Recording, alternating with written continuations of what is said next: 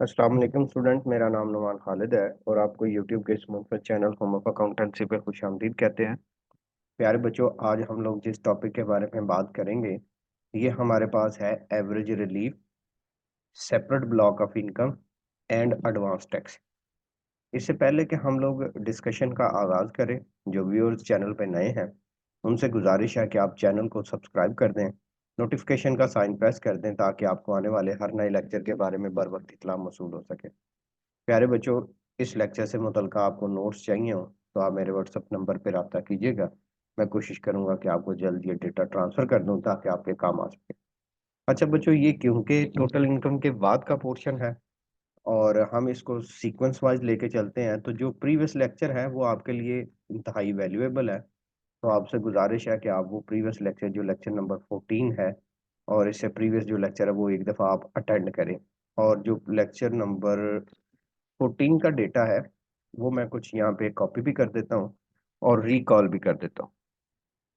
Lecture number 14 में हमने basically देखा था कि 5 सोर्स ऑफ इनकम होते हैं। वहाँ पे जब हमारी आमदनी को ऐड किया जाता है तो वो टोटल इनकम है, उसमें share from association of person add किया जाता है तो टोटल टैक्सेबल इनकम है। देन हमने देखा था कि टैक्स कैसे कैलकुलेट करते हैं। देन हमने टैक्स ऑन एक्चुअल इनकम देखा था, टीचर की कंसेशन देखी थी, फॉरेन टैक्स पेड देखा था। कुछ पॉइंट हमारे पेंडिंग थे, जैसा कि एवरेज रिलीफ है, सेपरेट ब्लॉक ऑफ इनकम है, एडवांस टैक्स है, net tax payable with return है, फाइनल टैक्स रिजाइम है और नोट्स है। आज के लेक्चर में हम इन 3 पॉइंट को कवर करने की कोशिश करेंगे। अच्छा बच्चों, क्वेश्चन में 3 तरह के एक्सपेंडिचर हों तो उनके ऊपर एवरेज रिलीफ मिलता है। जैसा कि नाम से जाहिर है, रिलीफ से मुराद ये है रायत, कंसेशन, फायदा, बेनिफिट। मीन्स के हमारा जो टैक्स बनता था वो कम कर दिया जाएगा। तो एवरेज रिलीफ हम 3 तरह के एक्सपेंडिचर के ऊपर कैलकुलेट करते हैं। 3 तरह के जो एक्सपेंडिचर हैं उनके ऊपर हम कंसेशन ग्रांट करते हैं। अच्छा बेटा जी, जो 3 तरह के रिलीफ के ऊपर कंसेशन हम ग्रांट करते हैं, उन 3 में से एक आपके पास है डोनेशन टू चैरिटेबल इंस्टीट्यूशन। किसी भी खैराती अदारे को आपने डोनेशन दी हो, लेकिन बेटा जी इसके ऊपर भी ना एक लिमिट लगा दी जाती है। अच्छा, वैसे तो एक हमारे पास पास पेपर का क्वेश्चन भी है, थ्योरी का भी बड़ा मशहूर ज़माना है। वो भी मैं आपके साथ शेयर करता हूँ और आपसे गुजारिश करूँगा कि आप इसके साथ एक डिस्क्रिप्शन में वो लेक्चर मौजूद है, आप उसको वो ज़रूर गो थ्रू करें क्योंकि वो पेपर में आता है, पेपर पॉइंट ऑफ व्यू से इम्पोर्टेंट क्वेश्चन है। अच्छा, वो मैं ज़रा स्टेटमेंट आपके साथ उसकी शो कर देता हूँ ताकि आपको जो है वो आइडिया हो जाए। स्टेटमेंट उसकी आती है, what are the various types of relief and tax credits. ठीक है, तो ये कुछ इस तरह से उसकी जो एग्जाम स्टेटमेंट है, what are the various types of relief and tax credit available to individual salary person या फिर which can be claim by a tax payer. तो ये 2016, 21, 2014, 18 का सप्ली क्वेश्चन है, लॉन्ग क्वेश्चन। तो ये लेक्चर इसके डिस्क्रिप्शन में मौजूद है। आपसे गुजारिश है कि वो लेक्चर आप ज़रूर एक दफ़ा गो थ्रू करें, तो उससे ज़रा आपके काफ़ी पॉइंट क्लियर होंगे। अभी ज़रा वापस आते हैं कि एवरेज रिलीफ 3 तरह के एक्सपेंडिचर पे दिया जाता है। एक डोनेशन फॉर चैरिटेबल पर्पस, इसका आपके पास जो सेक्शन है वो 61 है, इनकम टैक्स ऑर्डिनेंस 2001 का। एक आपके पास एक्सपेंडिचर है कंट्रीब्यूशन के, जो आप पैसे कंट्रीब्यूट करते हैं टू अप्रूव्ड पेंशन फंड में, कि आपकी ऑर्गेनाइजेशन आपके लिए पेंशन फंड क्रिएट कर रही है और उसमें से कुछ पैसे आपकी सैलरी में से डिडक्ट होते हैं। ये सेक्शन 63 के मुताबिक। एक नया पॉइंट है जो टैक्स ईयर 2023 के लिए ऐड हुआ है और वो है purchase of point of sale machine. इसका बेटा जी आपके पास सेक्शन है 64 डी। अच्छा, इसको जरा डिटेल में देखते हैं। देखो, हर बंदा क्या करता है कि डोनेशन में हैवी अमाउंट जो है वो डोनेट करता है ताकि मैक्सिमम रिलीफ को क्लेम किया जा सके। लेकिन गवर्नमेंट ने इसके ऊपर कुछ रिस्ट्रिक्शन लगा दी है। वो कहता है भाई सर्टेन अमाउंट तक आप रिलीफ क्लेम कर सकते हैं, उससे ज्यादा नहीं। वैसे अगर थोड़ा सा हम इसको ब्रीफली देखें तो आप एजुकेशनल इंस्टीट्यूशन को दी गई डोनेशन एक्सेप्ट यहाँ पे करते हैं। रिकग्नाइज्ड इंस्टीट्यूशन को दी गई डोनेशन यहाँ पे एक्सेप्ट करते हैं। रिकग्नाइज्ड इंस्टीट्यूशन से मुराद ये है कि जिसको बोर्ड ऑफ रेवेन्यू ने, एफबीआर ने कहा हो कि भाई आप इसको डोनेशन दे सकते हैं, और खास तौर पर जो बैंकिंग चैनल है उसके मुताबिक आपने जो डोनेशन दी हो उसको आप यहाँ पे कंसीडर करते हैं।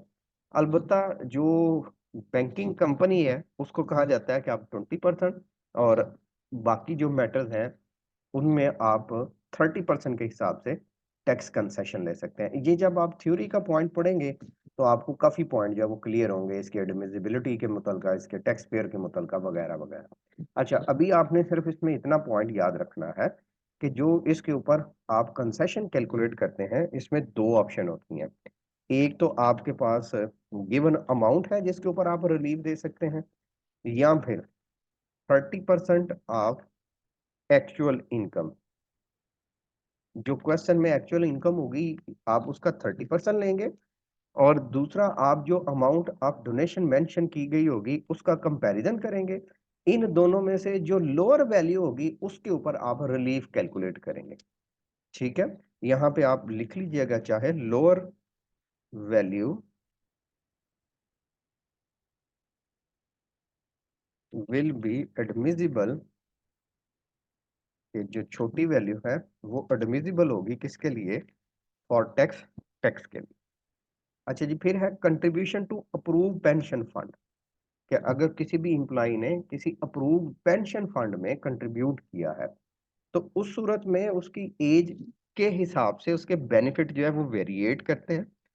इसमें भी गुजारिश है कि आप थ्योरी का पॉइंट जब पढ़ेंगे तो ये जो एज के लिहाज से बेनिफिट्स हैं उनको जरा आप क्लियर कर सकेंगे। लेकिन इसमें भी आप जरा देख लीजिएगा कि इसमें जो कंसेशंस के क्राइटेरियाज हैं वो किस तरह से हैं, कि जैसे यहाँ पे जो गिवन अमाउंट है और आप 30% का कंपैरिजन करते हैं, लेकिन यहाँ पे जो गिवन अमाउंट है उसका आप 20% ऑफ एक्चुअल इनकम के साथ कंपैरिजन करेंगे, तो आपके पास जो अमाउंट आएगी वो एट्रीब्यूटेबल टू रिलीफ आएगी, जिसके ऊपर आप रिलीफ कैलकुलेट करें। अच्छा जी बच्चों, फिर आता है third point, point of sale. अच्छा, याद रहे कि ये तीनों एक्सपेंडिचर हैं बिजनेस के, तीनों पेमेंट्स होती हैं, इंडिविजुअल के अदायगी होती है। अब बात आती है point purchase of point of sale machine, ये कौन सी होती है? मेरे बच्चों, अक्सर आपने रिटेल शॉप को देखा होता है, यहाँ पे आप परचेजिंग करते हैं तो उनके पास एक स्कैनर होता है, वो आपकी प्रोडक्ट को स्कैन करते हैं और आपको बिल बना के दे देते हैं कि जी इतने पैसे आप अदा करें। आप कार्ड के जरिए या कैश के जरिए पेमेंट करते हैं और आप चले जाते हैं। वो मशीन थ्रू इंटरनेट एफबीआर के सिस्टम के साथ कनेक्ट होती है, और जो उसके ऊपर सेल टैक्स कैलकुलेट होता है वो डायरेक्ट एफबीआर की रिकॉर्डिंग में जाता है, और उस पार्टी के ऊपर लाजम होता है कि वो एफबीआर को टैक्स जमा करवाए, फेडरल बोर्ड ऑफ रेवेन्यू को। तो ऐसी मशीन जो सेल की जगह पे एफबीआर के साथ कनेक्ट की जाती है उसको बोलते हैं पॉइंट ऑफ सेल मशीन। तो जो person point of sale machine खरीदता है, टैक्स डिपार्टमेंट में अपने आप को टैक्स नेट में लाता है, उसको भी गवर्नमेंट जो है, टैक्स डिपार्टमेंट जो है वो कंसेशन ग्रांट करते हैं। तो उसमें कंसेशन अवेल करने का तरीकाकार परसेंटेज में नहीं होता, या तो उस मशीन की अमाउंट होती है, अमाउंट ऑफ मशीन, कि मशीन कितने की आई है वो अमाउंट क्वेश्चन में मेंशन करेगा, या फिर इसके ऊपर एक फिक्स लिमिट रख दी जाती है कि भाई 1,50,000 से ज्यादा महंगी मशीन हम एक्सेप्ट नहीं कर रहे। तो या तो मशीन की अमाउंट होगी या फिर 1,50,000 होगा। इन दोनों में से जो आपके पास लोअर वैल्यू होगी वो एडमिसिबल फॉर रिबेट होगी, एडमिसिबल फॉर रिलीफ होगी, बल्कि आप एडमिसिबल फॉर टैक्स की बजाय एडमिसिबल फॉर रिलीफ समझते हैं। अच्छा जी, मैं थोड़ा सा इसको रिकॉल करता हूँ ताकि आज का लेक्चर आपको बोरिंग ना लगे। हमने टोटल इनकम के बाद जो 10 स्टेप फॉलो किए जाते हैं उनको लर्न करना शुरू किया था, तो हमें पता चला कि एक टैक्स कंसेशन भी ग्रांट होती है जिसको एवरेज रिलीफ का नाम देते हैं। ये एक्सपेंडिचर अखराजात और अदायगी की वजह से होती है। वो लोग जो 3 तरह की अदायगी करते हैं, डोनेशन देते हैं, वो लोग जो contribution to approve pension fund करते हैं, वो लोग जो point of sale machine install करते हैं, ये कंसेशन उन लोगों को ग्रांट की जाती है, इनके अलावा नहीं ग्रांट की जाती। अच्छा सर, ये थोड़ा बहुत पता चल गया कि डोनेशन आएगी तो आपने कंपैरिजन करना है, फिर contribution to approve pension fund आएगी तब भी कंपैरिजन करना है, पॉइंट ऑफ सेल आएगा तब भी कंपैरिजन करना है। अब कंपैरिजन करके सपोज आपके पास कुछ अमाउंट यहाँ पे कैलकुलेट होके आ चुकी हैं, जैसा कि जी यहाँ पे मैंने अपने पास से फिगर लिखी है 40,000। सपोज के इस क्वेश्चन में अप्रूव पेंशन फंड वाला पॉइंट ही ना हो, पॉइंट ऑफ सेल मशीन का हो, वो अमाउंट आ जाए सपोज 20,000। आप इन तीनों वैल्यूज का एडिशन करेंगे, ये है 60,000। अब बेटा जी ये जो 60,000 है इसको आपने नाम देना है अमाउंट एडमिजिबल फॉर रिलीफ। ये आपके लिए अमाउंट एडमिजिबल फॉर रिलीफ है, ऐसी रकम जिसके ऊपर आप कंसेशन ग्रांट कर सकते हैं। अब आप एवरेज रिलीफ वाला फॉर्मूला लगा दीजिएगा। ये फार्मूला आपने याद रखना है, ये स्टेप्स, ये तरीकाकार आपने याद रखना है। किस तरह से आप इसको अडॉप्ट करेंगे, ये जरा कुछ इस तरह से आप देख लें कि आपके पास क्वेश्चन में जो ग्रास टैक्स होगा आपने उसको लेना है, आपने इसको डिवाइड कर देना है टोटल टैक्सेबल इनकम के ऊपर और मल्टीप्लाई कर देना है आपने अमाउंट एडमिजिबल फॉर रिलीफ, कि जो आपने ऊपर अमाउंट कैलकुलेट की है कि जिसके ऊपर आपका रिलीफ कैलकुलेट होना है। ठीक है जी, ये बेटा जी आप यहाँ पे प्लेस कर लें और इसको आप यहाँ पे लिख लीजिएगा। जैसा कि अगर हम इस फार्मूले में डेटा इंसर्ट करें या डेटा पुट करें तो कुछ इस तरह से होगा कि हमारे पास ग्रास टैक्स ये वाला पॉइंट है जो पहला बिल्कुल अव्वल एक्चुअल इनकम से पहले 90,000, यहाँ पे आप प्लेस कर दीजिएगा जी 90,000। अब बेटा जी आपने टोटल इनकम को देखना है, टोटल टैक्सेबल इनकम को देखना है। तो जो टोटल टैक्सेबल इनकम थी इस सिनेरियो के मुताबिक वो हमारे पास थी 18 लाख, वो यहाँ पे आप प्लेस कर दीजिएगा टोटल टैक्सेबल इनकम की जगह पे 18 lakh. Amount admissible for relief की तरफ बेटा जी आते हैं। हमारे पास इस क्वेश्चन में अमाउंट एडमिजिबल फॉर रिलीफ 60,000 है, 60,000 है। तो आपने यहाँ पे 60,000 को पुट करके आपने सॉल्व कर देना है। लेट्स सपोज के हम इसको सॉल्व करते तो हमारे पास इसका आंसर आता 1,000। तो आपने 1,000 को यहाँ से सब्ट्रैक्ट कर देना है। ये जरा बेटा जी फिर समझ लें, मैंने क्या किया, एवरेज रिलीफ का फॉर्मूला लगाया। एवरेज रिलीफ का फार्मूला क्या होगा कि आप ग्रास टैक्स लेंगे, डिवाइड कर देंगे टोटल टैक्सेबल इनकम पे और मल्टीप्लाई कर देंगे अमाउंट एडमिजिबल फॉर रिलीफ पे। ये amount admissible for relief in 3 expenditure की बेस के ऊपर आएगी और जो अभी तक आपका टैक्स कैलकुलेट हुआ होगा उसमें से आप 1,000 को सब्ट्रैक्ट कर देंगे। जब आप 1,000 को सब्ट्रैक्ट कर देंगे तो आपके पास आंसर आ जाएगा 70675। ले बच्चों ये हमारे पास था पॉइंट एवरेज रिलीफ का। अब हम बात करते हैं अपने पास नेक्स्ट पॉइंट की, और नेक्स्ट पॉइंट है हमारे पास सेपरेट ब्लॉक ऑफ इनकम। यहाँ पे बेटा जी आप ऐड कर देंगे सेपरेट ब्लॉक ऑफ इनकम को। बेटा जी सेपरेट ब्लॉक ऑफ इनकम वो पॉइंट्स होते हैं जिनका rate of income, rate of tax income confirmed होता है, फिक्स होता है। मेरे बच्चों यहाँ पे जो आप टैक्स चार्ज करते हैं वो 12.5 हो सकता है, वो 5% हो सकता है, वो 2.5 हो सकता है, वो 10% हो सकता है, वो वेरिएट हो सकता है। जितनी इनकम ज्यादा होगी उतना रेट ऑफ टैक्स ज्यादा होगा। लेकिन बेटा जी जो हमारे पास सेपरेट ब्लॉक ऑफ इनकम के आइटम हैं उनके ऊपर रेट फिक्स होता है, जिसमें आपके पास कैपिटल गेन का पॉइंट है जिसको हमने डिटेल में डिस्कस किया था। मैं जरा उस लेक्चर की तरफ आपको दोबारा लेके जाता हूँ, ज्यादा हम डिटेल में तो उसको डिस्कस नहीं करने वाले, लेकिन अलबत्ता कुछ पॉइंट मैं आपको बताए देता हूँ कि हमारे पास जो कैपिटल गेन वाला पॉइंट था, मैं बेसिकली उसकी बात कर रहा हूँ। देखिए, कैपिटल गेन में हमने कुछ चीज़ें कही थी कि वो सेपरेटली तौर पर टैक्स होंगी। ये देखें ज़रा, ये फर्स्ट पॉइंट था जी, gain on sale of security, तो सेपरेट ब्लॉक ऑफ इनकम 12.5 पे जाएगा। इसी तरह यहाँ पे भी रेट मेंशन किए गए हैं, किसी के ऊपर 15 है, 12.5 है, 10 है, 7.5 है। इसी तरह आपके पास इमूवेबल प्रॉपर्टी से मुतल्लिका गेन है। तो इनके ऊपर रेट फिक्स है। अगर आप इनको नॉर्मली तौर पर टैक्स चार्ज कर देते, तो मेरा बेटा उसके मुताबिक आपका जो टैक्स था वो हो सकता है कम या ज़्यादा लग जाए। इस सिचुएशन को अवॉइड करने के लिए इसको सेपरेट ब्लॉक में डील किया जाता है। तो सेपरेट ब्लॉक ऑफ इनकम में आपके पास gain on sale of public company shares आएगा, ठीक है? इसका रेट भी आएगा। एक आपके पास gain on sale of plot जो है वो यहाँ पे आएगा, ठीक है? उससे मुतल्लिका जो यहाँ चीजें आएंगी, और एक gain on sale of constructed house आएगा, या इमूवेबल प्रॉपर्टी आप इकट्ठा लिख सकते हैं। Gain on sale of open plot भी इसमें आएगा, और गेन ऑन सेल ऑफ